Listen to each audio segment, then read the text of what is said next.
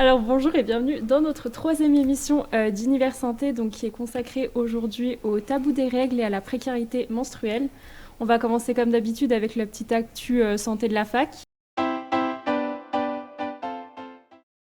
Donc moi je vais commencer par vous parler des chèques services de 10 euros qui sont à récupérer pour tout le monde, donc pour tous les étudiants, que ce soit garçons et filles, pour les boursiers ou non boursiers, au SVE, donc c'est au service de la vie étudiante, qui se trouve à côté de la maison des étudiants, tout simplement.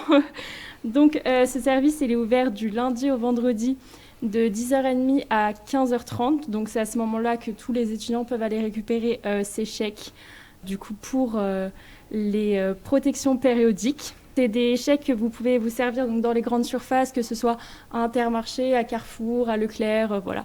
Un peu partout, c'est quand même 2 chèques de 10 euros pour les protections périodiques, donc c'est quand même assez important. Donc il ne faut pas hésiter à aller au service de la vie étudiant pour aller les prendre.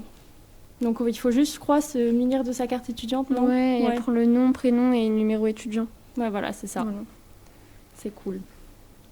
Alors moi, je vais enchaîner sur les distributions alimentaires. Comme vous savez, il y en a énormément à la fac qui sont mises en place. Donc les distributions alimentaires continuent tous les lundis et tous les jeudis de 11h30 à 14h30. Alors le lundi, c'est au niveau de la cafétéria de la maison des étudiants, juste à côté du service international. Et le jeudi, c'est au niveau de la salle de danse, donc qui est juste à côté. Pour récupérer un panier repas, il suffit simplement de vous inscrire via un formulaire. Et si vous ne retrouvez pas le formulaire dans vos mails, n'hésitez pas à nous envoyer un message sur nos réseaux sociaux et on se fera un plaisir de vous renvoyer le formulaire et de vous aiguiller.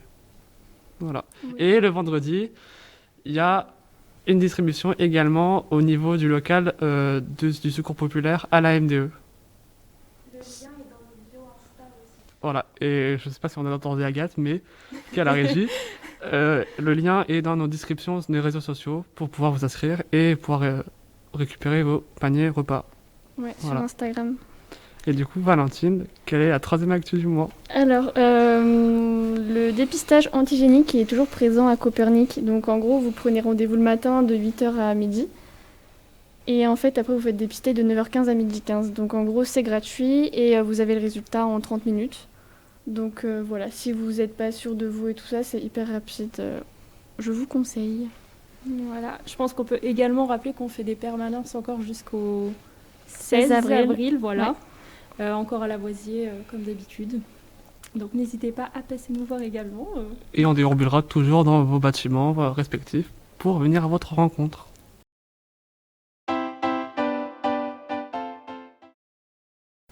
Du coup, on passe à la partie 2 de l'émission, consacrée à l'actu santé du mois. Et je te laisse Pauline commencer. Alors du coup, moi je vais commencer avec le 7 avril qui est la journée mondiale de la santé par l'OMS, donc qui est l'Organisation mondiale de la santé. Donc elle est là pour sensibiliser, ce serait mieux, à la santé dans le monde entier. L'année dernière, ils avaient fait, je ne sais pas si vous le savez, mais ils font des thèmes annuels chaque année. Et du coup, l'année dernière, le thème, c'était sur le soutien des sages-femmes et des personnels soignants. C'est pas ce qui est le thème de cette année, ils l'ont pas encore mis. Et du coup, c'est la journée pour vous rappeler aussi qu'il est important d'avoir une vie saine. Donc ça va être manger bien, ça va être dormir un nombre d'heures assez raisonnable. Ça va être aussi protéger ses sentiments, voilà, savoir quand ça va pas ou quand ça va et ne pas hésiter justement quand ça va pas à aller en parler à des personnes. Voilà, c'est assez important de le répéter, voilà, de prendre soin de soi. Et du coup, je vais laisser Romaric continuer. Donc on continue avec le 17 avril, qui est la journée mondiale de l'hémophilie. Donc c'est pour but de faire connaître une maladie pas très connue. Et vous allez me dire, Romaric, qu'est-ce que l'hémophilie ? Du coup, l'hémophilie, c'est une maladie héréditaire due à l'absence ou un fonctionnement mauvais d'un facteur de la coagulation, donc des plaquettes, pour ceux qui connaissent un peu. Il n'y a quasiment pas de plaquettes. Un hémophile n'a quasiment pas de plaquettes. Et du coup, le sang ne forme pas un caillot quand ça saigne. Donc la personne hémophile va saigner plus longtemps, mais pas forcément beaucoup plus. Je suis atteint, donc, par exemple, et on saigne tout autant qu'une personne normale, mais on mettra plus longtemps à cicatriser ou à coaguler. Pour information, il y a 3 types d'hémophilie. L'hémophilie A, l'hémophilie B et l'hémophilie C. L'hémophilie C est un peu à part parce que c'est la maladie de Willebrand. Et dans chaque type d'hémophilie, il y a 3 niveaux, mineurs, modéré et majeur, du coup. Et ça dépend des taux de coagulation, enfin ça dépend de tout ça. Mais c'est un traitement, il y a des traitements, il y a tout ça. Moi, j'avais vu que les hommes étaient plus touchés que les femmes. Est-ce que c'est vrai? C'est vrai, il y a que, si je ne me trompe pas, 5000 en France, par exemple. 5000 femmes, je crois, qui sont atteintes d'hémophilie. Mais par contre, les femmes sont porteuses du gène. Ok. D'accord, ouais. Alors, du D'accord. coup, comme c'est une maladie héréditaire, les hommes sont beaucoup plus touchés. Mais les femmes, du coup, transmettent à leurs enfants. Ok. Sans forcément développer. Par exemple, ma mère est porteuse du gène, mon grand-père l'a, et ainsi de suite dans ma famille. Voilà, c'est comme ça. C'est généralement par génération. Ok. D'accord. Et normalement, c'est une maladie royale. Je crois. Ah oui. Je crois. Si je dis pas de bêtises, Ouais, ouais, c'est ouais. assez vieux. Enfin, du Ça coup, me dit quelque chose. Ouais. la reine Victoria, par exemple, l'avait. Le tsarevitch, Nicolas, enfin, le pauvre, pas son âme, l'avait aussi. Enfin, du coup, c'est une maladie assez royale aussi. Voilà. Je suis content. Mais n'hésitez pas à vous documenter, du coup, si ça vous intéresse un petit peu. C'est pas forcément une maladie reconnue. Je sais qu'il y a plein de spots à la télé, de plus en plus. Moi, je vais vous parler d'une chose un petit peu plus connue, la vaccination du Covid. Parce qu'en fait, le 26 avril au 2 mai, c'est la semaine de la vaccination. Pas forcément du Covid en général. Mais du coup, je voulais revenir là-dessus, surtout que Macron, il a pas... Enfin, notre cher président Emmanuel Macron, Exactement. voilà, a parlé mercredi soir, c'est ça? Oui, Ouais. mercredi soir à 20h. Voilà. Et il nous a informé que 8 millions de personnes avaient reçu une dose de vaccin et 5 millions C'est ça, oui. de doses. C'est ça, ouais. Ok. Et que du coup, bientôt, apparemment, les moins de 50 ans pourront se faire vacciner.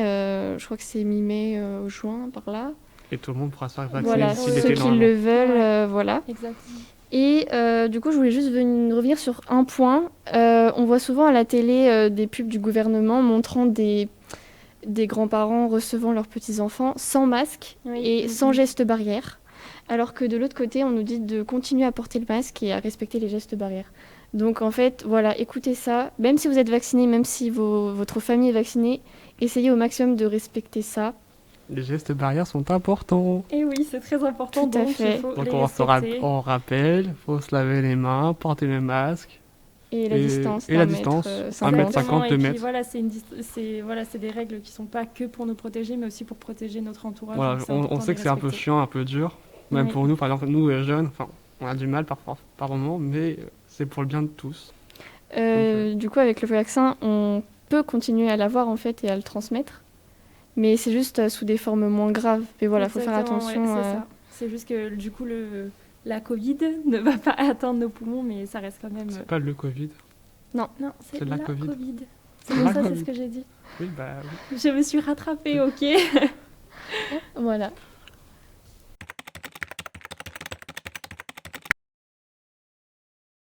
Alors, on va entrer dans le vif du sujet. On va parler du tabou des règles et de la précarité menstruelle. Donc, Agathe nous a rejoint et Romaric est partie à la régie du coup. Parce que Agathe a été la personne qui a pensé à établir ce projet sur la précarité menstruelle. Donc, je te laisse commencer ce beau sujet. Bonjour du coup. Et du coup pour commencer, déjà expliquer ce que c'est la précarité menstruelle.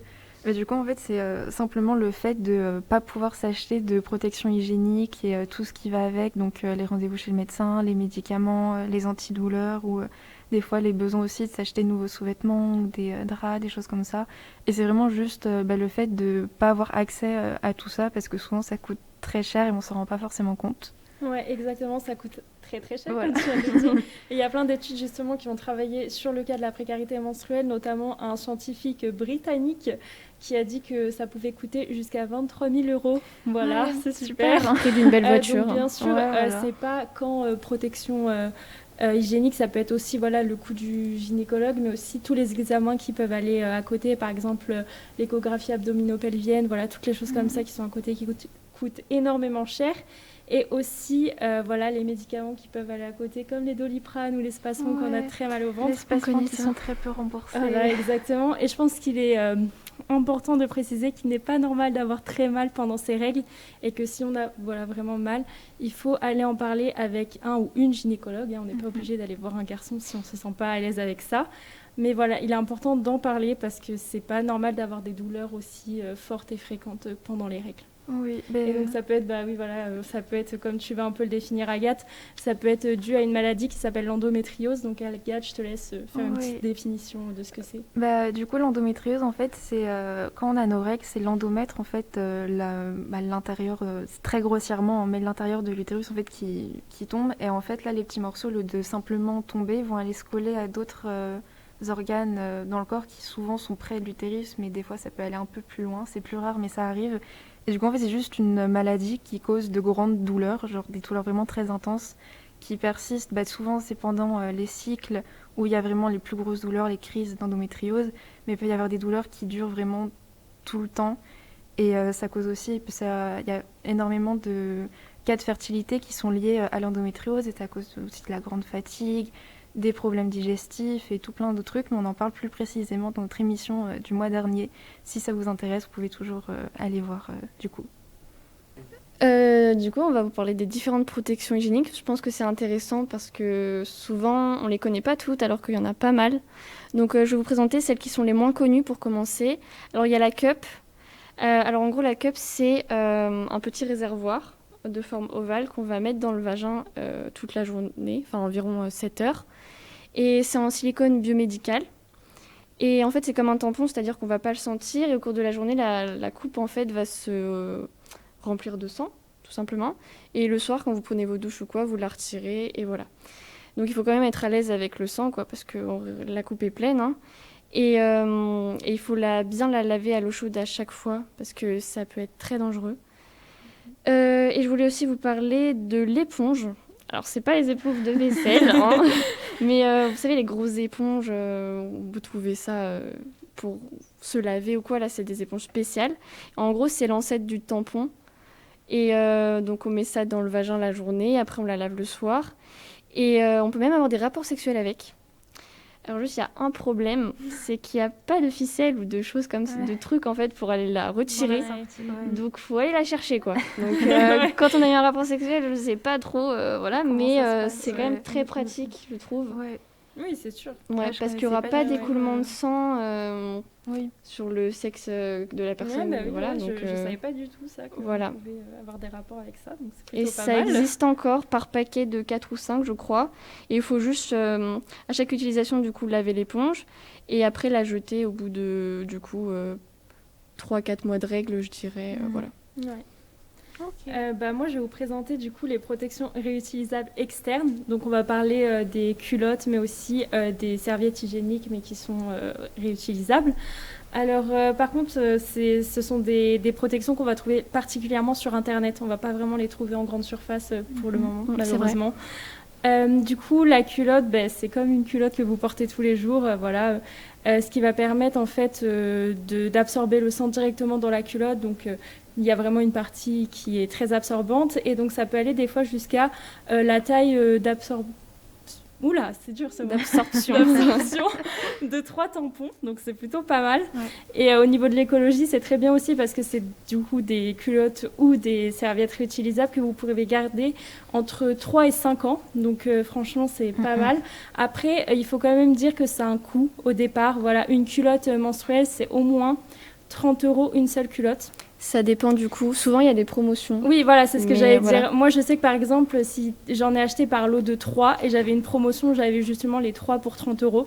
Donc bien, ça, c'est vraiment pas mal pour le coup. Après, ce qu'il faut faire attention aussi, c'est que souvent, elles taillent plus petites.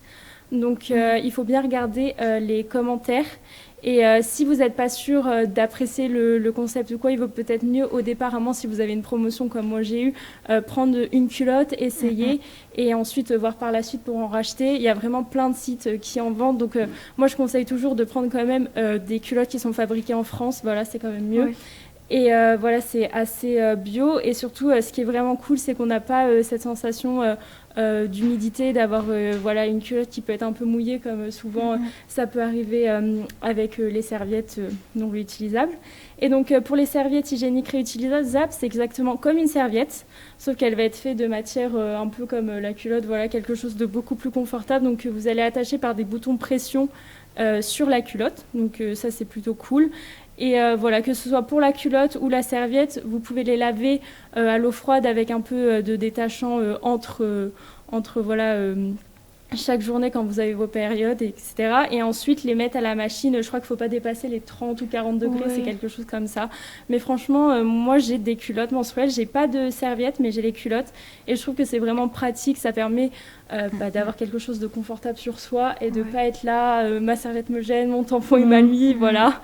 Donc je trouve que c'est quand même très efficace et voilà, écologiquement parlant et aussi économiquement parlant. C'est vrai que c'est un coût sur le moment, mais après ça revient moins cher quand on voit le temps que ça dure. Donc voilà, si vous connaissez pas, je vous invite à aller vous renseigner sur Internet, mais aussi voilà, d'essayer. C'est vraiment deux bonnes méthodes, je trouve. Ouais. Et j'ai vu aussi qu'il existait des strings. Oui. Enfin, juste et pour dire que aussi. voilà, donc juste pour dire que ça ressemble pas du tout à des culottes de grand-mère, peut-être. Exactement. Ouais. Il y en a des très jolies. Ça. Et donc il y a vraiment des jolis trucs en dentelle, enfin pour tous les goûts, de toutes les couleurs, franchement. Et aussi c'est ça, ils ont fait des capsules couleurs aussi des fois. Voilà, c'est assez bien. Et je sais plus exactement, mais je sais qu'il y a un site qui fait string, culotte et boxer. Donc c'est pas mal comme ça, suivant ce que la personne est le plus à l'aise avec, elle peut prendre ce qu'elle veut. Et oui, ça reste quand même quelque chose de beau physiquement. On n'est pas sur la vieille culotte de grand-mère, donc c'est plutôt cool. C'est ce qu'on dit, et même au niveau des serviettes hygiéniques, souvent ils ont des beaux motifs, des trucs comme ça. Donc en vrai, c'est un peu plus ça fait plus plaisir que la serviette qu'on ouvre là comme ça. Voilà. Et puis voilà, au moins il n'y a pas de produits chimiques dedans et c'est bien mieux. Mais du coup, là, on peut parler des protections jetables. Oui. Du coup, après, c'est les plus connus et je pense les plus utilisés aussi pour l'instant. Mais du coup, il y a les serviettes, tampons et protège-slip. Du coup, les serviettes se mettent sur la culotte avec ailette ou sans ailette. Les tampons, du coup, s'insèrent dans le vagin. Et en fait, les protège-slip, c'est plus en complément du tampon si besoin, si on préfère, ou même en cas de perte ou quoi que ce soit, c'est vraiment plus petit du coup. Et voilà, du coup après le problème des protections jetables, c'est souvent qu'il y a énormément de produits chimiques dedans et on ne sait pas trop quels produits chimiques. Du coup, c'est assez risqué. Il y a des petits risques aussi, enfin pas que des petits risques. Il y a non, il y a des plus petits risques comme par exemple des démangeaisons, ou de la confort ou des petites choses comme ça. Mais il y a aussi des plus gros risques, par exemple avec surtout liés au tampon, qui est une protection interne avec du coup le choc toxique. Le syndrome du choc toxique, ouais. J'explique ce que c'est. Bah oui, vas-y. En gros, c'est une bactérie. Bon, pour faire simple, c'est une bactérie. Donc on peut vivre avec, même les garçons qui n'ont pas de règles, ou les femmes qui n'ont pas de règles. On peut vivre avec toute sa vie. Mais il y a des personnes, en fait, cette bactérie va libérer une toxine dans le corps, en fait. Et dès qu'elle va rentrer en contact avec le sang, ça va faire une infection généralisée du corps. Et donc, il y a eu des cas d'amputation. Et il y a même eu des morts. Il y a 20 à 30 cas de morts tous les ans dû à ça. Parce qu'on ne connaît pas très bien la composition, quoi. C'est un peu flou. Il y a aussi, je ne sais pas si tu en as parlé, des problèmes pour l'environnement. Ah oui, du coup, il y a l'environnement aussi. C'est ça aussi le problème des protections jetables, c'est qu'elles mettent énormément. Enfin, du coup, on en utilise plusieurs par jour, tous les jours, enfin plusieurs jours, tous les mois, pendant plusieurs années. Ce qui à la fin fait beaucoup de protections utilisées, du coup. Et une serviette hygiénique, je crois qu'elle met 500 ans à se dégrader. Alors, à l'école, souvent, on apprend le chewing-gum ou le sac plastique. Le chewing-gum, ça met 5 ans. Le sac plastique, ça met 400 ans. Et là, la serviette met encore plus de temps. Donc, qu'est-ce qu'il y a dedans ? Ça met entre 500 ans et 800 ans, en fait. C'est énorme. C'est énorme. Vraiment énorme. Voilà.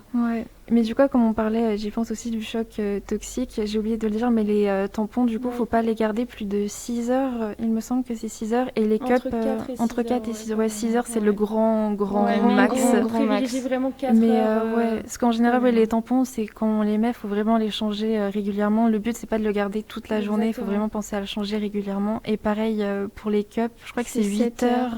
8 heures grand maximum. En fait, toutes les protections internes, il faut bien respecter la limitation de temps. Parce que du coup, à l'intérieur du vagin, il y a des micro-fissures et même par exemple la cup, c'est un truc biomédical, il n'y a pas de truc chimique comme les tampons. En fait, il suffit qu'elle soit mal désinfectée. Comme j'ai dit, il faut la désinfecter à chaque fois à l'eau chaude. Si vous ne le faites pas, il peut y avoir des bactéries et ça rentre du coup par ces microfissures et aller dans le sang. Donc ça va très Puis très comme c'est quand même à Exactement. l'intérieur du vagin, c'est quand même très délicat. Ouais. Faut quand même faire attention, pas laisser trop longtemps, parce qu'en plus les tampons ça absorbe vraiment tout. Du coup, ça peut causer des sécheresses aussi. Enfin, faut vraiment les changer très régulièrement. Oui, oui, oui. Après, c'est quand même le même cas pour la serviette. Enfin, il n'y Oui. a pas vraiment d'heure prescrite, mais il ne faut pas non plus la garder Faut pas les garder trop longtemps. toute la journée non plus, parce que même s'il n'y a pas ce rapport directement interne, voilà, c'est quand même des sangs qui va stagner c'est quand même sur la à muqueuse, notre peau. ouais. Donc voilà, c'est pareil. Ça peut provoquer des choses un peu moins graves comme des plaques ou voilà, des démangeaisons, mais il est important aussi de la changer assez régulièrement. Oui, oui. Mais après, comme on a dit, c'est plein de produits chimiques. Donc C'est ça, vraiment, c'est le mieux, pour c'est ça. vraiment de les Oui. changer très régulièrement. Ouais. Ouais, Ouais. et du coup, je pense qu'on a fait le tour des risques, mais on peut aussi parler des protections artisanales, parce que l'accès aux protections hygiéniques n'est pas le même partout dans le monde, et il y a des personnes dont on ne parle pas forcément, par exemple les femmes en prison, pour vous dire, elles font des cups avec des bouteilles en plastique. Genre en fait, elles prennent la bouteille en plastique, elles la coupent en deux, elles mettent le bouchon, et puis ça fait une cup. Et Bon. elle lime contre un mur pour pas que ça coupe, mais ça doit pas Voilà. être très agréable non ça plus. doit vraiment pas être C'est très- hyper dangereux, Ouais, quoi. c'est Donc, très, très dangereux. voilà, donc Ouais. l'accès aux protections est différent. Tu peux en parler, peut-être, Agathe. Oui, parce que du coup, l'accès, même dans le monde et même en France, c'est vraiment différent pour tout le monde, selon les cas de tout le monde. Comme on vient de le voir en prison, c'est très compliqué. Et il y a des pays aussi, des sociétés où encore les règles sont hyper tabous, il faut pas en parler. Ouais. Du coup, souvent, les protections coûtent super cher, ou même des fois, il y en a même pas. Il y a certains pays où il y a vraiment très peu de protections hygiéniques disponibles en magasin. Du coup, il y a beaucoup d'endroits où les personnes du coup doivent se faire des protections artisanales, souvent avec des chiffons, des vieux vêtements ou des choses comme ça. Et après, c'est pareil, comme on l'a dit, ça peut être plein de bactéries si c'est pas bien nettoyé, ou même si c'est bien nettoyé, ça stocke des bactéries si elles sont utilisées beaucoup de fois. Et il y a vraiment beaucoup de risques liés à ça. Toutes les protections artisanales, c'est pas l'idéal forcément, parce que ça peut être très risqué. Et ça dépend vraiment des pays où il y a des pays aussi où il y a justement pas de protection, mais il y a aussi beaucoup de pays où il y a un accès au sanitaire qui est très réduit. Du coup, par exemple, pour changer sa protection, mais c'est très compliqué. C'est aussi le cas des personnes SDF qui peuvent pas, par exemple, utiliser des protections réutilisables parce qu'elles n'ont pas tout le temps d'accès à un point d'eau, un endroit où se changer. Et du coup, aussi à cause du manque de sanitaire et de protection, il y a beaucoup de personnes qui manquent, par exemple, les cours, du coup, ou au début des règles, en ayant peur d'avoir des tâches ou de pas avoir accès à des sanitaires. Il y a beaucoup de personnes qui, du coup, ne vont plus en cours ou ratent beaucoup de journées de cours, du coup, ce qui n'est pas normal. Ouais, il y a des non pays, plus, quoi. dès que les filles ont leurs règles, elles arrêtent l'école. Ouais. Ouais. Genre, moi, je pensais pas que c'était à cause de ça. Je pensais que c'était justement la société, oui, les filles à un âge, elles vont plus à l'école. Non, c'est juste parce qu'elles ont un phénomène naturel de leur corps. Et voilà. Exactement. Ouais, c'est ça. Mm. Parce que même en France, il y a beaucoup, je me souviens plus du pourcentage exact, mais il est sur notre post Instagram et sur les autres réseaux aussi, je crois. Mais du coup, il y a aussi beaucoup de personnes en France qui ratent des cours par manque d'accès aux Je crois que protections. c'est 1/10. Je crois que c'est quelque chose 10% comme des ça, étudiants et étudiantes. Ce qui est quand même énorme, on s'en rend pas forcément compte et c'est vraiment juste lié au manque de protection et du coup au fait de ne pas pouvoir forcément sortir sans protection, quoi. Exactement. Ouais. Et pour remédier à ça, du coup, à la fac, on fait toujours des permanences, du coup, et on essaye d'agir à notre niveau. C'est-à-dire qu'on distribue des protections, donc serviettes, du coup, protège-slip et tampons avec ou sans applicateur. Donc du coup, vous pouvez venir en chercher. Donc voilà, c'était petite transition, mais pour vous dire qu'on est toujours là les lundis, mercredis et vendredis de 11h à 14h. 14h, c'est ça, à la voisine. Voilà, et que même on a plein de nouveaux petits jeux. Donc par exemple, le mot croisé de Mathias. C'est un très beau mot croisé. Et ils ont aussi fait une très belle brochure, voilà, en 6 petites feuilles en fait, avec les différentes protections jetables, les plus et les moins. Des chiffres, ce dont on vous a parlé, le choc toxique, l'environnement, voilà, même des sites, internet, et même des ressources, donc documentaires, BD et tout ça. Et moi, je voulais parler du coup du documentaire Les règles de notre liberté, que Agathe, tu m'as conseillé. Ouais, c'est un documentaire sur Netflix qui dure moins de 30 minutes, je crois qu'il dure 25 minutes, quelque chose comme ça. Et c'est justement sur l'accès des protections en Inde. Et ce que je crois que c'est une personne, en fait, un homme qui a voulu commencer à fabriquer des protections parce que sa femme ne pouvait pas en acheter en magasin, parce qu'il n'y en avait pas, ou ça coûtait beaucoup trop cher. Et du coup, ils ont commencé à en distribuer, en fabriquer plein, et en distribuer du coup aux personnes en Inde. Et du coup, on en apprend un peu plus sur l'accès aux protections qui est souvent vraiment inexistante. Ouais. On va pas vous spoiler, hein. Allez voir, mais très Allez voir, intéressant. très intéressant, ouais. Ouais, j'ai envie d'en dire plus du coup. Non, j'en dirai pas plus. Mais non, pour 20-23 minutes, je crois que c'est. Je crois que c'est quelque chose comme ça. Ouais. Il est très court. Il est très court, il est très bien et voilà. Et du coup, pendant qu'on parlait des pays aussi, il y a l'Écosse qui a rendu les protections gratuites aussi. Tout à fait. Ce qui est très différent des autres pays. C'est le premier au monde. Oui. Ouais, ça Mais c'est bien. en France, je dirais qu'on est sur la bonne voie. On va vers cette voie-là, Ouais. J'ai l'impression aussi. Ce qui est bien, franchement. Ouais. Et juste par rapport, du coup, on fait un petit peu du coup une semaine spéciale précarité menstruelle avec la semaine étudiante du développement durable. C'est pour ça qu'on vous a un peu parlé environnement et tout ça. Et du coup, on a fait aussi un concours d'art. Donc tout est sur nos réseaux, Instagram, Facebook, Twitter. Il y a des lots à gagner, des lots qui sont adaptés aux filles et aux garçons. On n'a pas voulu faire offrir des tampons ou des trucs comme ça. Bah oui, Hein. c'est sûr. Mais parce que du coup, beaucoup de garçons nous demandent ça pendant les permanences, mais vous inquiétez pas. Donc on vous invite à franchement aller voir ou à nous retrouver pendant les permanences. Alors on va passer à l'interview d'Adam, qui est mon meilleur pote. Et pour parler du tabou des règles et aussi la précarité menstruelle encore, mais cette fois-ci chez les personnes transgenres.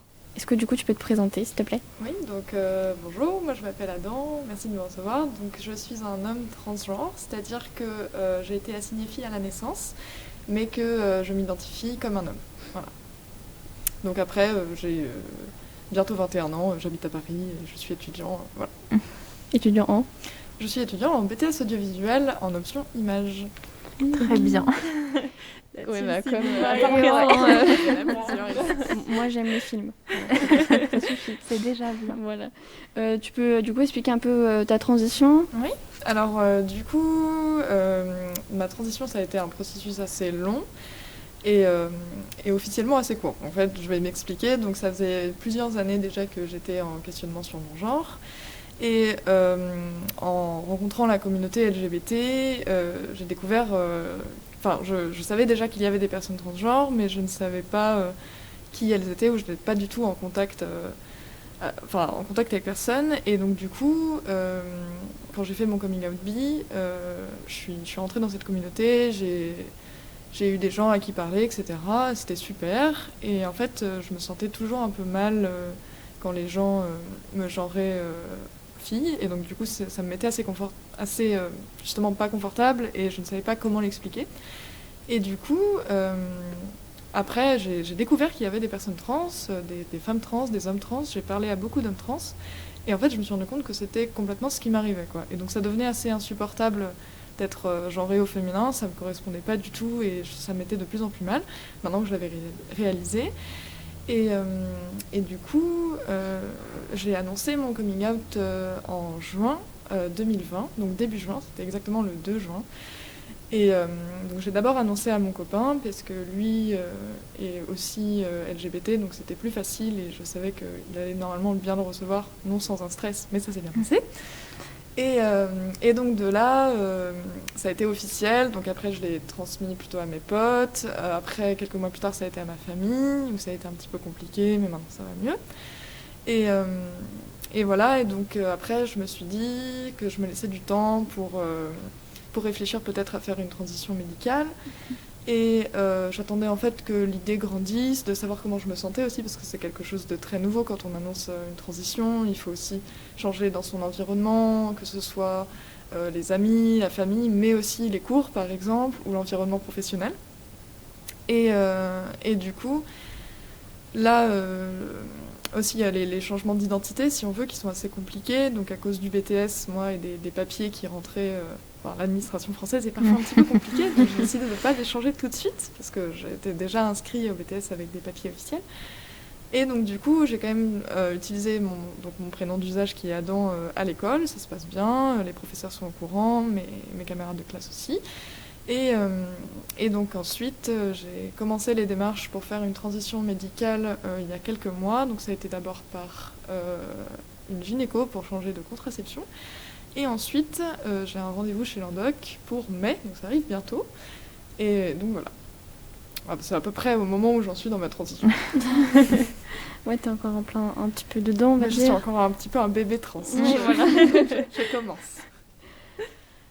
Bien que je voudrais souligner le fait qu'on n'est absolument pas obligé de faire une transition médicale pour être valide en tant que personne transgenre, ça c'est sûr. Oui, oui. Mais du coup, oui, en tant qu'homme, tu peux nous parler un peu de ton rapport aux règles, du coup, comme le sujet de l'émission est la précarité menstruelle et le tabou des règles, du coup, c'est un rapport qui est un peu plus compliqué, sûrement, du coup. Ouais, effectivement, c'est-à-dire que en tant que personne menstruée, c'est un peu compliqué puisque donc je possède encore mon vagin donc en fonctionnement, donc j'ai encore mes règles et effectivement c'est assez compliqué, ne serait-ce que dans la représentation. Donc quand on parlait, maintenant on voit de plus en plus de posts Instagram ou même sur plusieurs réseaux sociaux qui incluent du coup des hommes, donc souvent des hommes transgenres, mais aussi des personnes non binaires, etc. C'est sûr que déjà c'est compliqué de se sentir représenté et après au niveau des règles, il y a des choses assez compliquées, c'est-à-dire que moi vis-à-vis de mon corps, c'est pas quelque chose qui me gêne énormément, mais c'est un peu compliqué vis-à-vis déjà des toilettes, donc, j'en reparlerai après, mais c'est-à-dire que souvent on oublie en fait, les gens, ou même les gens ne le savent pas, qu'il y a des hommes qui ont leurs règles, et donc du coup c'est assez gênant, ça peut amener à des situations un petit peu honteuses, où on se cache parfois, où on est aussi obligé, où voilà, c'est des trucs auxquels on ne pense pas et auxquels la société non plus, par exemple dans les produits qui sont proposés, qui n'y pensent pas. Et c'est pour ça que c'est un peu compliqué. Déjà, corporellement, moi, heureusement, j'ai la chance que j'ai pas trop de dysphorie là-dessus. Mais ça peut être très compliqué chez certaines personnes qui ressentent vachement ça très négativement. Oui, parce que du coup, les règles, souvent, c'est vraiment associé à la féminité, ou quand on en parle, c'est quelque chose d'hyper féminin. Oui, chez les femmes, Oui, ouais. exactement. Et du coup, avant ta transition, tes règles, tu les voyais comment? Est-ce que ça a énormément changé depuis que tu as transitionné? Alors, avant ma transition, donc en fait, moi, j'ai eu mes règles assez tôt, je crois que c'était vers le passage de mes 11 à mes 12 ans. Et du coup, au début, j'avais un cycle plutôt bien réglé, donc ça c'était plutôt chouette. J'ai jamais eu trop de problèmes de douleur. Et en fait, quand j'ai pris la pilule contraceptive pendant 3 ans, donc du coup, j'avais les règles complètement diminuées, avec presque plus aucune douleur. Donc en fait, les règles, c'était vraiment quelque chose c'était dans ma vie, mais ça en faisait pas vraiment énormément partie. C'est-à-dire que ça m'inquiétait un jour, 3 jours, vraiment max, par mois. Et donc du coup, c'était vraiment pas quelque chose... j'avais pas trop de problèmes, comme c'était pas non plus très abondant, j'avais pas trop de problèmes de protection, d'argent, etc. Et en fait, justement, ça a été l'inverse, c'est-à-dire qu'elles sont devenues vachement plus gênantes quand j'ai changé ma contraception, parce que du coup, je suis passée au stérilet en cuivre, qui est la seule contraception sans hormones, qui est disponible et fiable. Et quand on veut prendre un traitement hormonal avec de la testostérone, on est obligé de passer par là. Et enfin, si on est dans une relation stable, qui est mon cas, où j'ai des rapports sexuels. Et donc du coup, il fallait donc que je change. Et en fait, j'ai eu des règles beaucoup plus fortes, voire hémorragiques dans les premiers cycles. Et donc en fait, ça nécessitait l'achat de beaucoup de protection, ce que j'avais pas du tout planifié ni vu avant. Donc c'était un peu la galère. Où je me suis retrouvée à acheter pas mal de serviettes jetables, alors que normalement j'en ai utilisé des réutilisables. Enfin, c'était vraiment très très galère. Donc en fait, je me suis dit, j'ai hâte que ça s'arrête. Et parce que c'était dur à gérer, quoi. Il y avait vraiment, c'était trop présent, justement. En plus, ça durait beaucoup plus longtemps. Ça a duré 7 jours. Donc c'était assez handicapant, ouais. Plutôt, ça devenait quasiment, pas au quotidien, mais ça devenait handicapant. Tu parles justement des serviettes hygiéniques que tu as dû acheter, etc. Et du coup, je me demandais, que ce soit dans les pubs ou rien que dans le packaging d'une serviette hygiénique, c'est souvent représenté avec du rose ou alors une femme dessus, etc. Enfin, par des personnes cisgenres. Et je me demandais un peu ton opinion là-dessus. Est-ce que tu te ressens représentée quand toi, en tant qu'homme qui a tes règles, tu vas chercher ta protection hygiénique et tu vois ce genre de packaging? Ouais, non, effectivement, pas trop, enfin, pas du tout. Parce que déjà, le problème, c'est que c'est des codes de la féminité. Mais déjà, qu'est-ce que la féminité? C'est quelque Exactement. chose qui. Enfin, c'est vachement trop puissant. On met des trucs roses partout, avec des petites fleurs, etc. Moi, j'avais vu une pochette de serviette où il y avait le corps d'une femme cis, nue, qui était entourée de la nature, avec des jolies fleurs et tout.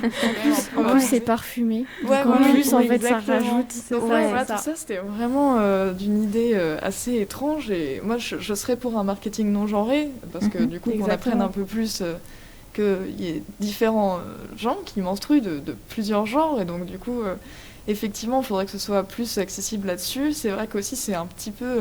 c'est toujours un moment compliqué d'aller les acheter aussi, parce que, bon, il existe, il y a beaucoup d'hommes cis qui vont acheter des tampons ou des serviettes hygiéniques, que ce soit pour leurs copines ou pour leurs copains trans, justement. Mais du coup, le problème, c'est ça aussi, c'est que c'est un peu honteux. C'est que pour l'instant, comme j'ai un passing plutôt féminin, donc un passing, c'est comment les gens me voient dans la rue avec mon expression de genre, c'est-à-dire que ça peut être dû à ma voix aiguë, à mon corps ou à des choses comme ça, que les gens voient plus, me genre plus femme, alors que moi j'essaye justement de porter plus des habits d'homme, etc.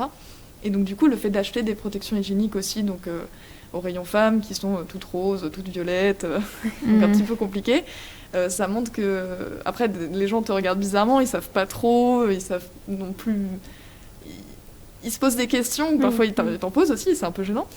Et donc ouais, Comme ça dans le magasin, ou tu veux dire pas trop comme ça, mais ça peut arriver. Par exemple, j'ai demandé des renseignements à une personne qui était un peu buggée et qui savait pas trop me conseiller, justement parce qu'elle savait pas trop à qui s'adresser.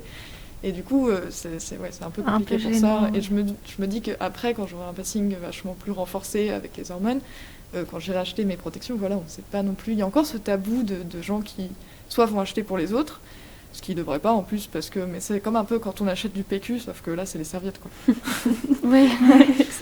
Mais ouais, le marketing un peu trop rose, ça nous met pas du tout, ça nous représente pas du tout, donc c'est plus compliqué. Ouais. Parce que dans les pubs, Oui, voilà, c'est ça, il n'y dans a que les des pubs, femmes cis. Déjà, mettre du liquide bleu, oui, c'était déjà pas du tout réaliste. Maintenant, ça va, ils commencent à montrer enfin du vrai sang. Mais oui, ce serait bien de montrer. Il y a des campagnes qui existent, qui montrent beaucoup plus d'hommes trans inclus justement dans les publicités. Je pense à Dans ma culotte, par exemple, qui a un compte Instagram très connu, qui montre ça aussi, qui rappelle toujours que il n'y a pas que les femmes cis qui menstruent. Qui a un site internet aussi, avec des protections, du coup. Très bien. Donc ça doit être celui-là qui est les boxeurs. Oui, d'Enora. Ouais, c'est possible. Ouais. Bah, très très bon site, je conseille. En plus, l'équipe marketing est top. Et donc du coup, c'est vraiment cool qu'ils incluent tout le monde. Et donc voilà, je pense qu'en plus, ils montrent que c'est possible de faire un marketing non genré. Et donc du coup, il faudrait aller vers là. Moi, j'ai vu les serviettes, justement hier soir, les motifs. Il y a vraiment de tout, genre des galaxies, des trucs bleus avec des petits pingouins, je sais pas quoi. Oui, les serviettes, Mais tu peux utiliser n'importe quoi comme tissu, du coup, c'est bien. Et du coup, est-ce que... tu dis que les gens se posent des questions. Est-ce que, quand il y en a qui sont, je sais pas, intéressés par ta transidentité, c'est comme ça qu'on dit, est-ce qu'ils te parlent de règles d'office, du coup, que, genre direct qu'ils te disent ouais, alors les règles, ça se passe comment, tout ça, ou du coup c'est tabou et... Alors, ça dépend des gens. C'est très partagé, on va dire. Les gens, en fait, les personnes cis qui me parlent de ma transition et qui ont des questions, n'y pensent pas du tout.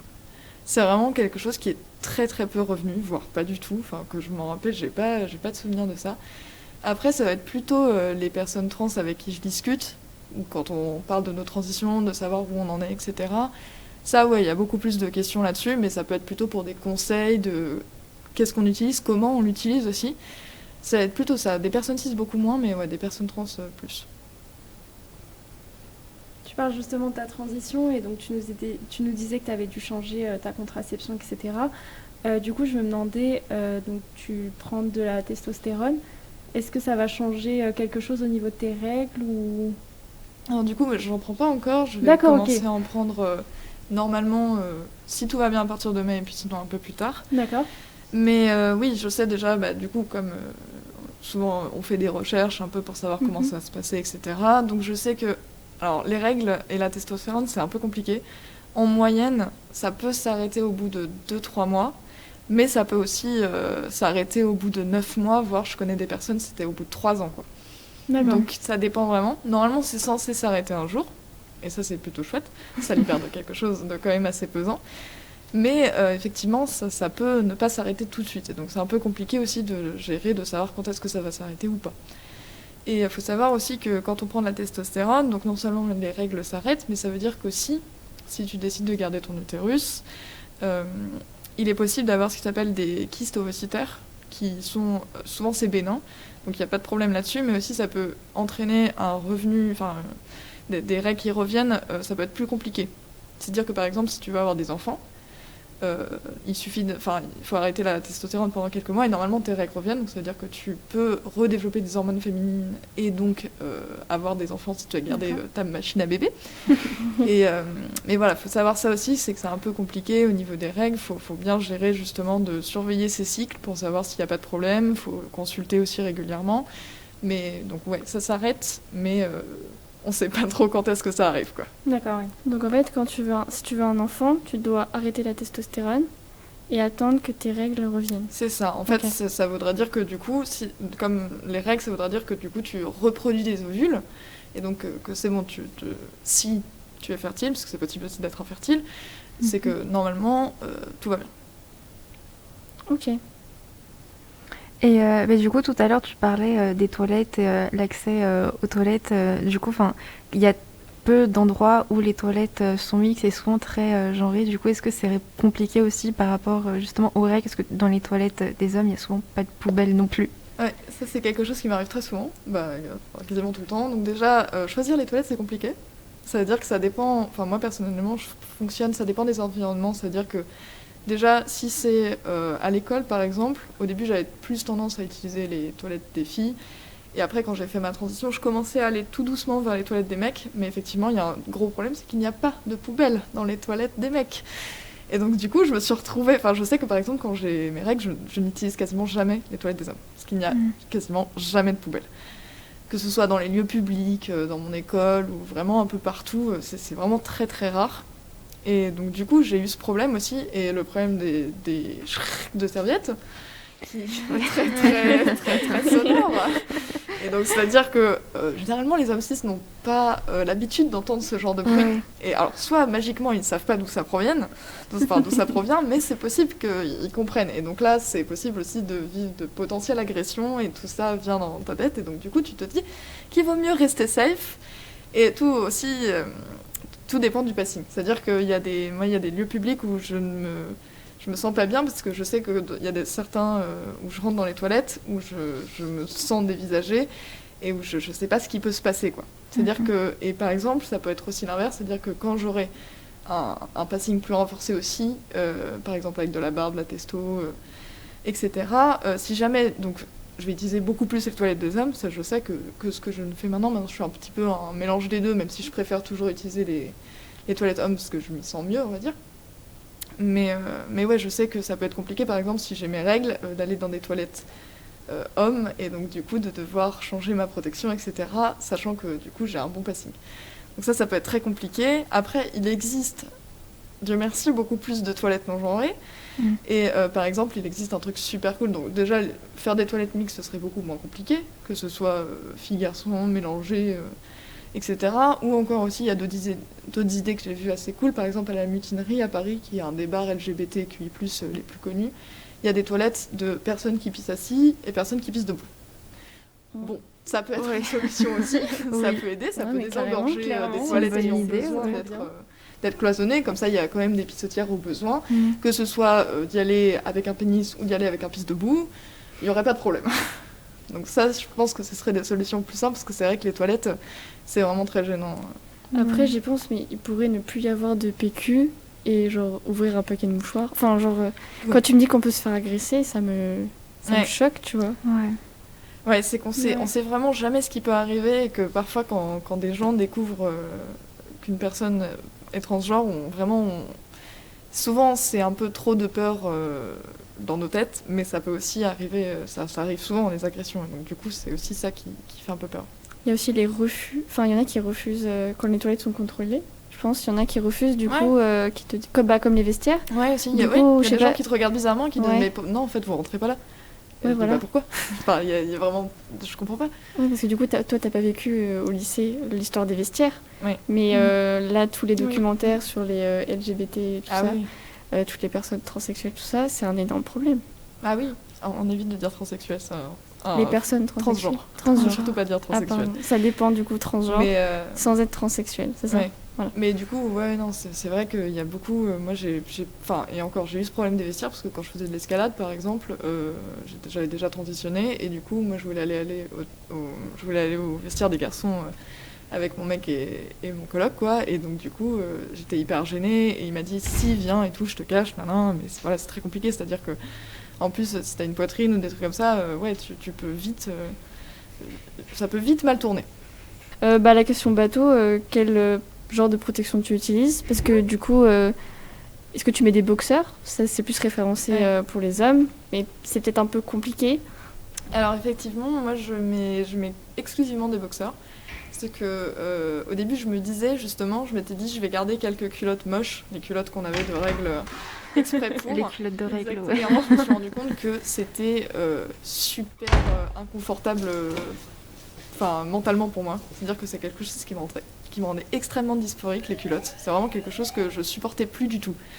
Donc du coup, oui effectivement, je porte que des boxers. Et alors pour les protections hygiéniques, ça a été un peu compliqué parce que donc au début, il y a une période où quand j'avais peu mes règles avec la pilule, je mettais des tampons, donc ça allait. De toute façon, un boxeur, ça ne change rien pour ça. Le problème, c'est que du coup, après, j'ai vu la composition et tout, il y a eu de plus en plus de posts là-dessus, effectivement. Et donc ça a commencé à m'inquiéter un peu, donc j'ai acheté des tampons plus sans produits chimiques, biologiques, etc. Et ensuite, quand j'ai eu mon stérilet, il a fallu que je revienne plutôt à des serviettes jetables. Et donc là, pareil, il fallait que j'en achète des bio sans produits chimiques et tout, mais ça coûte beaucoup plus cher. Ça coûte en moyenne de 3,50 à 4,50 un paquet de 10, voire 12. Et ça part vite, ça part vraiment très vite. Oui. Et donc du coup, je suis passée aussi, j'ai fait les serviettes réutilisables, j'en utilise pas mal, ça marche bien. Et alors du coup, la culotte de règle, on oublie, parce que c'est vraiment trop, ça me rend trop dysphorique, donc ça c'est pas possible, c'est pas une solution adéquate. Mais du coup, alors le problème des serviettes, c'est que c'est bien comme c'est pas bien. C'est-à-dire que les serviettes avec les ailettes, ça se colle correctement. Et justement, ce qui est bien, c'est que comme c'est plus large au fond, il y a moyen de coller les ailettes un peu mieux et pas vers le dessous. Le problème, c'est que du coup, ça fait bout de pli. Ouais. Et donc du coup, c'est pas exactement hyper confortable parce que ça se met pas en forme bien avec ton être, quoi. Ouais. Donc ouais, c'est un peu compliqué, c'est pas du tout. On sent que c'est pas du tout pensé pour. Et alors sans ailettes, c'est pas possible, ça se barre tout de suite. C'est vraiment, vraiment inutilisable. Et même les ailettes, c'est compliqué de. Au début, je pensais qu'il fallait quand même plier les côtés et les coller en dessous, mais ça marchait encore moins bien. Ça se décollait hyper facilement. Du coup, ouais, c'était un peu la galère. Mais ouais, c'est pas très très pensé pour, mais effectivement, les serviettes, on commence à trouver des techniques après pour les coincer et tout, donc là ça va. mais ouais, non, c'est vraiment un peu galère. Ouais, du coup, il y a les C'est toi, non, qu'on a parlé des boxeurs Oui. Ouais, et je savais pas. Exactement. J'ai vu une pub sur Insta, donc je pourrais pas exactement te dire d'où c'est. Moi, je pense vraiment dans ma culotte. C'est je les hyper trouve possible. vraiment- En tout cas, je sais qu'ils avaient fait justement des boxers et je trouvais ça justement trop bien Ah et ouais, trop ouais. pratique. Bah effectivement, ça m'intéresse. Je pense Donc que j'irai si voir. je retrouve, Ouais, je veux t'en bien. parlerai avec plaisir. Mais Parce que c'est vrai que ça pourrait être très pratique et c'est vrai, vachement mieux que. Enfin, c'est carrément mieux. Mm. En plus, je sais qu'ils avaient fait différentes couleurs, etc. Donc c'était vraiment Ah ouais, c'est bien pensé pour le coup. Ah, c'est cool. Ouais, bah ouais, ça semble être une bonne solution, Oui, un peu plus inclusive. Moi, je pense qu'il y a même des femmes qui mettent des boxers. Exactement, Parce que c'est oui. confortable. Ouais, J'imagine, ouais, j'en ai c'est jamais ça. mis, mais Ouais, c'est ouais. confortable. Que ce soit avant, on appelait ça des shorties. Oui, voilà. Des trucs comme C'est ça. ça. Après, les boxers, c'est un peu plus long sur les cuisses. Mais en vrai, ouais, franchement, c'est vachement bien de passer à un truc comme ça. Et du coup, je me demandais si tu parlais justement, parce que là on parle des règles entre nous, c'est peut-être plus simple pour toi, mais est-ce que tu en parles par exemple avec des professionnels de la santé ou ton médecin généraliste ou est-ce que ça te dérange? d'en parler? Ça dépend. Alors, c'est-à-dire que donc, mon médecin généraliste, il est dans la ville de mes parents, donc à Crécy-la-Chapelle. Et c'est-à-dire qu'elle n'est pas très au courant au niveau des personnes transgenres et des transitions. Ça va être très D'accord. compliqué quand je suis allée C'est un là-bas. peu le médecin de campagne, je dirais. Ouais, c'est ça, D'accord, ok. exactement. Ouais. C'est vraiment un Ouais. cliché où déjà elle me genrait au féminin, elle utilisait mon dead name, et elle m'a dit que j'étais atteinte de transsexualisme. Oula. Donc D'accord, voilà, alors que je oui. demandais juste une lettre de recommandation pour un indoc. Hein. Mais du coup, voilà, c'est un peu compliqué et je crois qu'avec avec elle, j'en ai jamais parlé. J'en parle beaucoup plus à ma gynéco. En fait, j'ai changé de gynéco qui maintenant est à Paris. Elle est au cabinet du Montparnasse. C'est une super gynéco, dédicace à elle, Marie Mzikarazon. Vous m'entendez, franchement, c'est super cool ce que vous faites. Voilà, si vous cherchez une gynéco. Voilà. Si vous cherchez une gynéco transféminine, il y a beaucoup de sites qui Oui. il y a toutes les gynécos trans-friendly qu'on peut trouver aussi LGBT friendly. Il y en a sur l'agenda de Wikitrans. C'est bien ça. Et, C'est vrai. euh, Il y a un site on peut- aussi, Ginenco, Oui. où ouais, bah, il y a tout est classé par trans-friendly, gay-friendly, pour endo-friendly aussi, enfin tout ce qui Ouais. est friendly, comme ça peut être pratique. C'est bien à Voilà. savoir aussi. Donc Ginenco, Wikitrans, voilà, c'est pas de bonnes plateformes. Et sinon, après, donc avec elle, j'en avais parlé un peu parce que du coup, ça allait avec ma pause de stérilet, donc du coup, j'avais beaucoup de questions sur les règles. Avec elle, je sais que j'ai pas de gêne à en parler parce qu'elle reçoit beaucoup de personnes trans, donc elle sait. Enfin, je m'y sens pas mal, c'est-à-dire Oui. qu'elle nous genre correctement, elle sait comment ça se passe au niveau des transitions, même c'est elle qui m'a fait mon ALD, donc une affection longue durée, c'est une sorte d'assurance maladie spécialement pour les personnes trans, D'accord. pour inclure tous les frais médicaux, qui sont quand même assez lourds. Donc en fait, c'est à vie qu'on a ça, et donc ça rembourse par exemple les infirmières qui viennent, ou aussi les aiguilles, ça peut être aussi les fioles de testostérone. En gros, tout ça est compris dedans, que ce soit aussi les opérations, mais ça c'est plus ou moins compliqué, c'est pas entièrement remboursé, donc c'est plus compliqué. Mais du coup, ouais, avec elle, je sais que j'ai jamais eu de gêne à en parler, parce que comme elle travaillait avec beaucoup de personnes trans, c'était vraiment pas du tout désagréable, quoi. Trop bien. Ouais. Je ne savais pas Ouais, qu'il y avait ouais, une ouais, assurance Ouais, spéciale. non plus. Ah ouais, la savais LD, pas du tout. Ouais, bah, pas du tout. c'est vraiment bien. En gros, ça vient de. Alors, ça vient d'une base pas très cool, mais au final, c'est devenu un truc super. C'est-à-dire que jusqu'en 2018, quand même, en fait, les personnes transgenres. Enfin, c'était jusqu'en 98 que ça a été considéré comme une maladie. Et donc, du coup, on avait besoin de. Il y avait beaucoup de psy et tout, et trucs comme ça. Et en fait, grâce à ça a muté pour justement qu'on garde le fait que, effectivement, comme il y a beaucoup de frais médicaux dus aux traitements hormonaux, qu'il fallait en fait garder cette aide.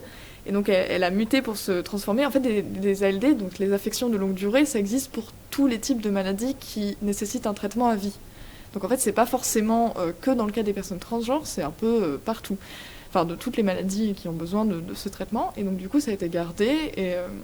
Et en gros, c'est juste le ou la médecin traitant. Ça peut être aussi, moi par exemple, du coup ma gynéco c'est devenu mon sous-médecin traitant qui m'a fait cette déclaration. Et donc en fait, elle prend juste ces informations, elle les rentre dans son ordinateur. Ensuite, elle te demande à peu près ce que tu envisages de faire dans ton parcours, que ce soit donc les chirurgies, ça peut être la mastectomie, ça peut être le changement de sexe, ça peut être aussi et puis, donc, du coup, le traitement hormonal, etc. Et donc, en fait, la cryoconservation aussi, ovocytaire, par exemple.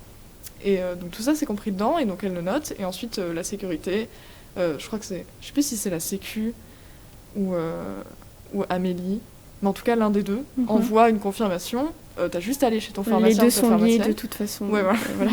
Tu vas chez ton pharmacien, ta pharmacienne, tu fais refaire ta carte vitale, et puis c'est bon. Ok. Donc, ouais, c'est vraiment pas très compliqué, et c'est plutôt très pratique. Bah, comme quelque chose de référence, je dirais le diabète, non? Ouais, Ça a par besoin exemple. de piqûres Ouais. régulières toute Oui. la vie. Oui, exactement. Ben, ouais, voilà, Voilà. c'est pas... Ok. T'as parlé de dysphorie. Est-ce que tu as dit ce que c'était ou pas? Parce que tu je l'utilises crois pas. beaucoup. Oui. Ce serait peut-être intéressant que tu le dises et que tu expliques qu'est-ce que ça te fait. Ouais. Enfin, comment tu te sens, tu vois. Alors, la dysphorie, c'est un peu compliqué, c'est un peu... En gros, la dysphorie, c'est le fait de se sentir mal vis-à-vis de son corps. Donc, ça peut être aussi lié à un genre différent de notre corps assigné. Donc, on imagine qu'il y a des gens qui disent, par exemple, que le corps féminin, c'est avoir des seins, avoir un vagin et tout, ce qui n'est pas vrai, forcément. Et donc, du coup, le fait d'avoir ça qui est renvoyé à nous, ça nous pose des problèmes avec notre corps. C'est-à-dire que moi, par exemple, quand je dis que je suis dysphorique de ma poitrine, c'est-à-dire que j'aimerais bien ne pas avoir de sein, parce que je considère ça comme pas faisant partie de moi, en fait. C'est quelque chose qui me rend extrêmement mal à l'aise, et que j'aimerais bien enlever, et que, voilà, qui me mettent mal. Après, il peut y avoir aussi des crises. Dire les crises de dysphorie, c'est comme, ça peut arriver par exemple aussi avec des personnes absolument pas trans aussi. Ça peut arriver des crises de dysphorie à des gens qui se sentent juste mal dans leur corps. Ça peut être dû à des endroits du corps, ça peut être général. Et donc du coup, les crises de dysphorie, c'est vraiment à un moment où c'est vraiment très fort. C'est-à-dire que c'est un mélange, ça varie en fonction des personnes, mais ça peut être un mélange de honte, de haine. Il y a un peu de ça, et parfois même ça empêche des gens de sortir. Ça empêche les gens, par exemple, de voir leurs proches. La dépression. Oui, aussi, ça peut entraîner de la dépression. Je sais que, par exemple, il y a même, ça peut aller dans des cas où il y a des gens qui ne se douchent pas, par exemple, parce que le fait d'être nu et de voir ces parties de corps qui gênent, ça peut être tellement fort que, du coup, ils ne supportent pas ça. Il y a des gens aussi qui se douchent en maillot de bain. Il y a un peu de tout, en fait. Et donc, voilà, la dysphorie, c'est tout ce qui rappelle des parties gênantes de son corps qu'on ne veut pas, qu'on ne voudrait pas ou qu'on n'aime pas. Voilà, on a très bien expliqué. Ouais, très très bien. Bon, ça va, c'est clair. Est-ce que vous avez des choses à rajouter, les filles? Moi, je pense qu'on a... Je crois pas. Adam, non. t'as un sujet auquel Non, moi, tu je voudrais pense parler? pas. Non. Non. Ah si, je voudrais dire que, au cas où s'il y a des personnes transgenres du coup qui écoutent ça ou qui le voient, parce qu'on a aussi filmé, Ouais. mais de savoir qu'il y a beaucoup d'associations aussi qui s'occupent de ça. Il y a des associations aussi qui donnent des protections hygiéniques aussi. Donc je sais qu'à la fac, justement ici, c'est le cas, et c'est très bien. Et du coup, si jamais aussi... le fait de vouloir rencontrer des personnes transgenres aussi, pour en parler de ça, parce que ça peut être aussi compliqué d'en parler avec des personnes cis qui n'ont pas forcément les mêmes a priori aussi. Donc il y a beaucoup d'associations qui existent, comme Outtrans. Il y a aussi une super assoce qui s'appelle Accept ST, qui a lancé le FAST, c'est le Fonds d'action sociale trans, pour en fait récupérer des dons qui vont aller donc dans l'achat de protection hygiénique, aussi qui travaillent avec les travailleurs et travailleuses du sexe pour les sécuriser, pour payer des nuits d'hôtel, pour pouvoir les héberger si jamais. Donc voilà, en fait c'est toutes ces actions aussi de trouver des logements pour des gens qui ont été virés de chez eux, etc. Donc surtout ne pas hésiter à aller parler à des associations, c'est très important. Ils et elles sont là pour s'occuper de ces gens. Et donc voilà. Faut vraiment pas hésiter. Alors du coup, j'ai juste deux choses à rajouter qui viennent d'arriver à mon cerveau. Il y a eu la première femme transgenre à devenir maire qui veut se présenter aux élections présidentielles de 2022. Ouais. Voilà, donc grande avancée. Ouais. Et aussi, tu m'en as parlé, je crois que c'était lundi, la journée mondiale. C'était intéressant, la reconnaissance des personnes transgenres dans la santé. C'était le 31 mars. Voilà. D'accord. Donc le 31 mars, c'était jeudi, il me semble. Merde. Ouais, c'est Ouais, ça. par là. Parce que vendredi, Tu on veux était- un peu Ah non, nous en c'était parler? mercredi, oui, C'était pardon. mercredi, oui. Oui, donc ouais, carrément. Donc mercredi, c'était la journée internationale de la visibilité trans. Donc c'est pas facile à dire. En gros, c'est une journée, donc c'est pas forcément la journée des personnes trans en mode c'est la fête, tout ça. C'est surtout une journée pour rappeler que des personnes trans n'ont pas les mêmes accès à des droits dits communs, et que ça devrait être équitable et que tout le monde devrait être égaux. Et c'est surtout aussi pour rappeler qu'il existe des violences médicales, qu'il faut se battre contre ça, et aussi le fait de plus en plus informer sur les traitements médicaux qui peuvent exister. Il y a de ça aussi.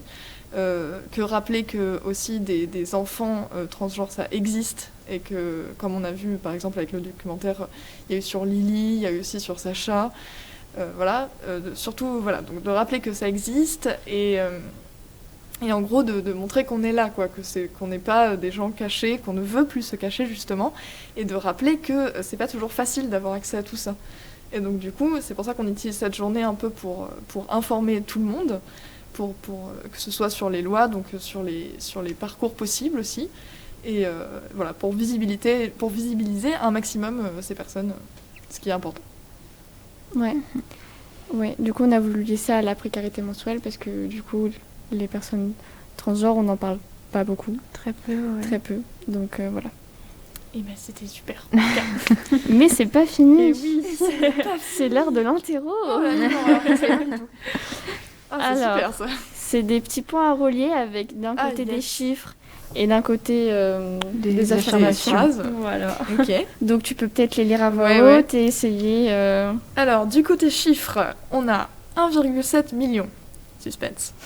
On a 10 500 et 23 000. Du côté des phrases à relier, on a le nombre d'euros dépensés en tout, ce dont on a besoin pendant les règles. Ok, le nombre de personnes...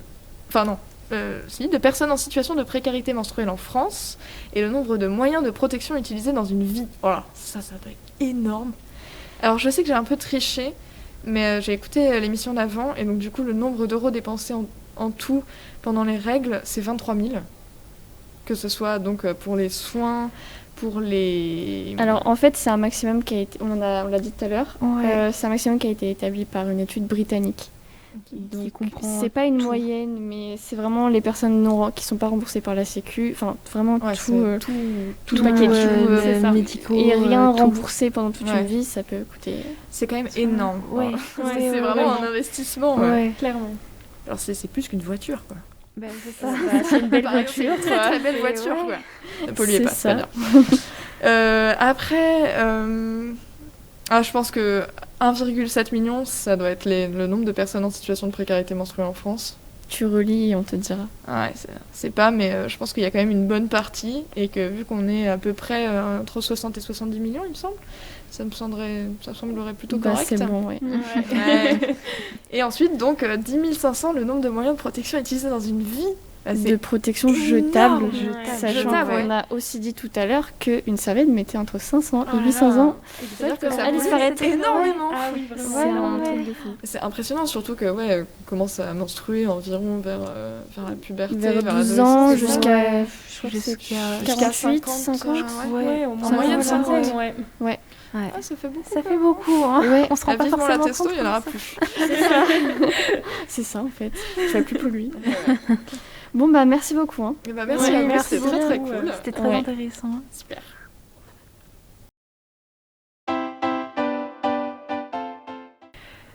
Du coup, pour la dernière partie de l'émission, on va donner quelques tips.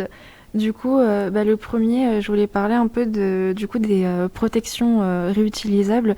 Du coup, par exemple, les serviettes réutilisables, on peut les coudre soi-même. Du coup, si on sait coudre, envie de coudre, ça peut être marrant à faire. Puis ça peut aussi coûter sûrement moins cher que les faire. Du coup, il y a plein de tutos disponibles partout sur Internet. Mais il faut juste acheter en gros un tissu en coton. En somme, on peut utiliser un tissu qu'on a déjà à la maison, tant que c'est au coton, si possible bio. Un tissu genre absorbant à mettre la partie qui va absorber, quoi. Et un tissu imperméable en dessous. Et un autre tissu en coton aussi en dessous, si possible, différent de lui d'au-dessus pour reconnaître le dessus de lui dessous. Et après, c'est plus pratique.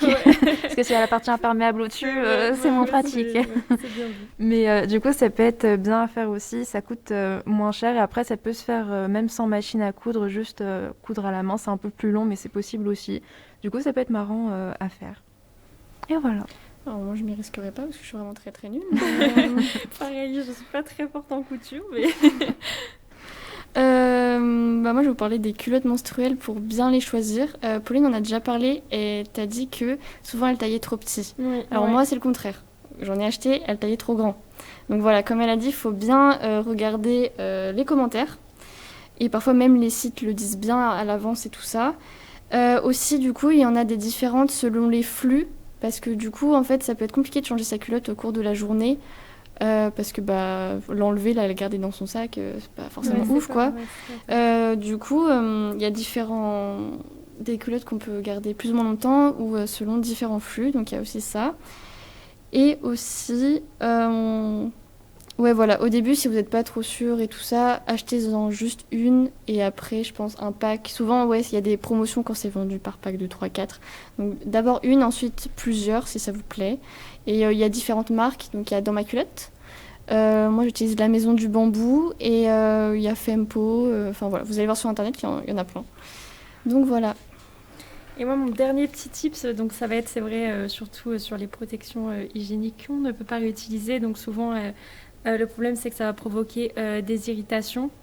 Et donc, je voulais rappeler qu'il ne faut absolument pas mettre de crème hydratante dessus. C'est très très mauvais. Les crèmes hydratantes, il y a plein de produits dedans dont je ne risquerai pas de le dire là parce que j'ai pas les mots là qui viennent en tête. On va pas vous faire peur. Voilà.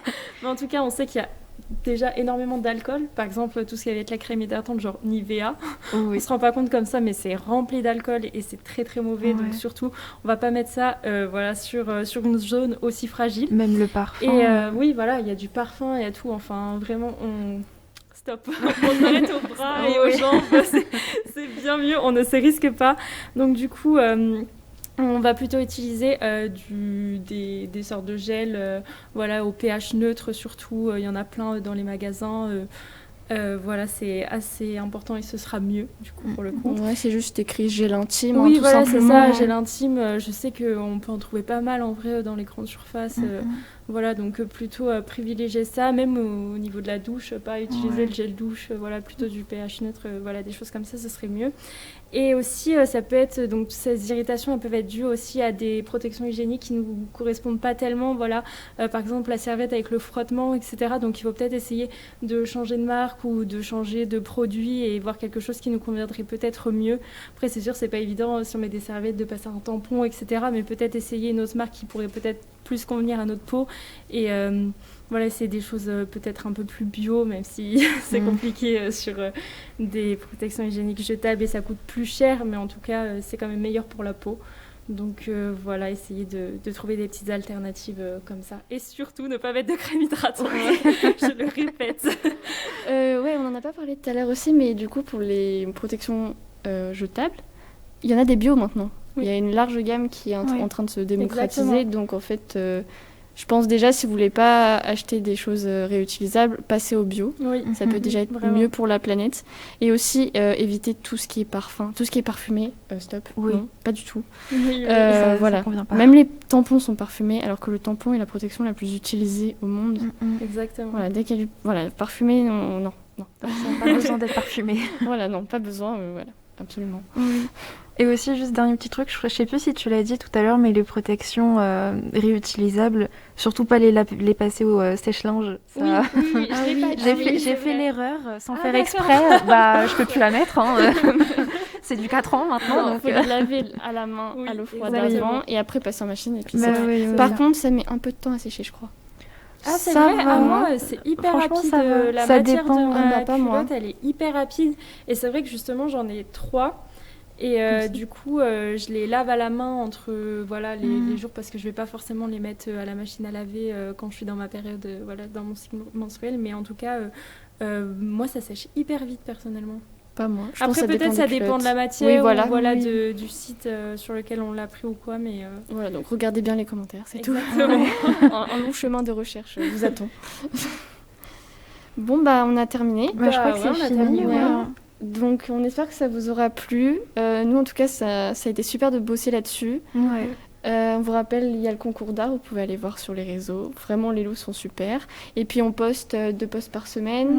Jusqu'au 16 avril. Jusqu'au 16 avril, donc vous retrouverez un peu ce qu'on a dit, mais aussi des nouvelles choses si ça vous intéresse, donc allez-y. Voilà, et on vous dit au revoir et à la prochaine émission. Au revoir. Romaric et Adam vous disent au revoir.